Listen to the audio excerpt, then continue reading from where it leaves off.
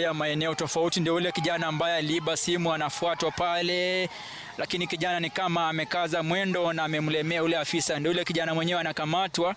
Yule kijana aliweza kumulikwa na kamera zetu akijaribu kumpora mtu hapa awali, na ndio yule amejaribu kukimbizana na afisa wa polisi ambaye amevalia tu zile nguo za kawaida, lakini ni kama yule polisi amelemewa kwa mbio.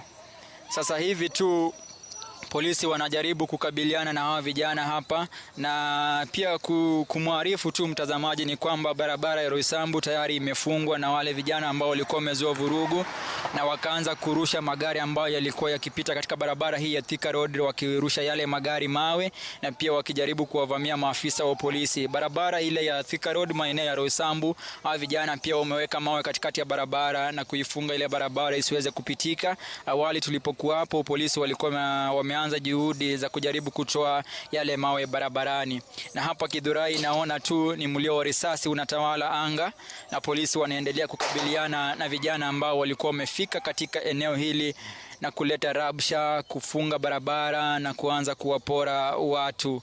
Sasa hivi tu ndio picha za moja kwa moja kutoka maeneo haya, lakini tu jambo